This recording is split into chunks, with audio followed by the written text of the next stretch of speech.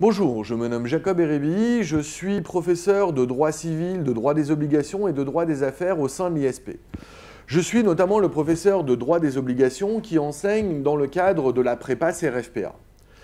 Ce message s'adresse à tous ceux qui vont préparer le CRFPA en 2018. Comme vous le savez, ce sera la deuxième année d'un examen désormais national et l'épreuve de droit des obligations s'adresse à tous les candidats.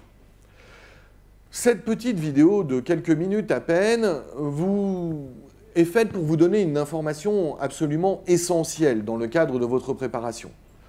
En effet, vous n'êtes pas sans l'ignorer, on discute à l'heure actuelle au niveau parlementaire de la réforme du droit des contrats. La réforme du droit des contrats est intervenue par une ordonnance du 10 février 2016. En tant que telle, l'ordonnance doit faire l'objet d'une ratification pour voir sa valeur légale définitivement entérinée.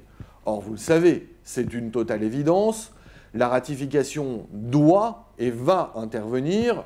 On a d'ores et déjà les dispositions de la réforme du droit des contrats qui figurent dans le Code civil, on n'imagine pas un retour en arrière. Pourtant, la ratification à laquelle le Parlement souhaite se livrer n'est pas ce qu'on appelle une ratification lettre à la poste. La ratification ne va pas porter sur le texte même de l'ordonnance du 10 février 2016, sur une grande partie de celui-ci, certes, mais avec quelques modifications. Soit parce qu'il y avait quelques erreurs, approximations, incertitudes nées de la lettre de l'ordonnance de 2016, soit parce que d'ores et déjà on envisage quelques ajouts et quelques améliorations. En tout cas, le Parlement a décidé de procéder à une ratification-modification et discute maintenant depuis 5 mois, depuis le début du mois de novembre en réalité, discute de plusieurs amendements possibles. Ces discussions parlementaires entre le Sénat et l'Assemblée ont abouti sur quelques points. Je pense à la redéfinition du contrat d'adhésion. Une redéfinition heureuse, la définition est précisée, elle est d'ailleurs beaucoup plus cohérente, beaucoup plus encline à correspondre avec la pratique. Cependant, les discussions s'enlisent sur d'autres points. On pense notamment aux discussions sur l'imprévision. Manifestement, le Parlement, les deux chambres du Parlement ne sont pas d'accord. D'ores et déjà, il y a eu 2 lectures au Sénat, 2 lectures à l'Assemblée nationale, et pour la deuxième fois, la commission mixte paritaire a été saisie. On peut immédiatement en déduire une chose.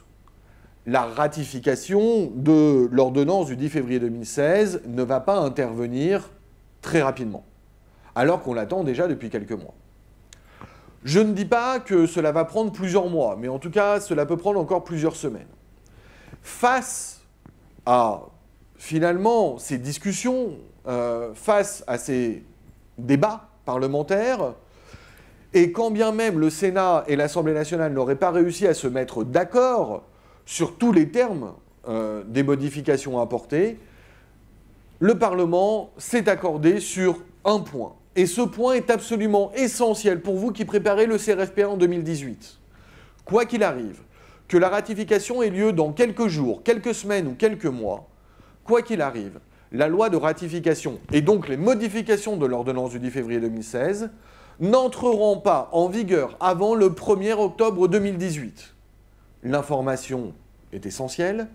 Cela signifie que la réforme du droit des contrats ne sera pas au programme du CRFPA 2018.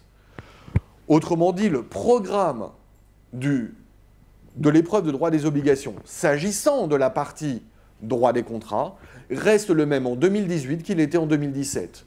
Le droit positif sera celui de l'ordonnance du 10 février 2016. Vous n'aurez pas à la dernière minute à apprendre des choses nouvelles.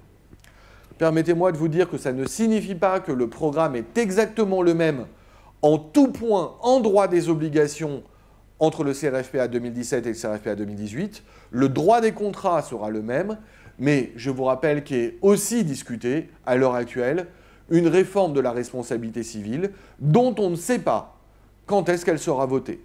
Si la réforme de la responsabilité civile est votée dans les mois prochains, avant l'examen, il faudra regarder quelle est la date de son entrée en vigueur pour savoir si elle est au programme du CRFPA 2018.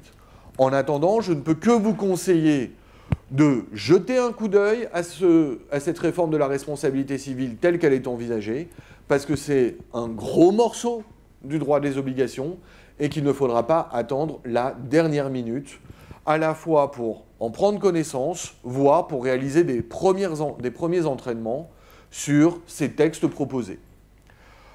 Voilà ce que je voulais vous dire. Je vous souhaite bon courage, vous qui êtes d'ores et déjà dans la préparation du CRFPA 2018.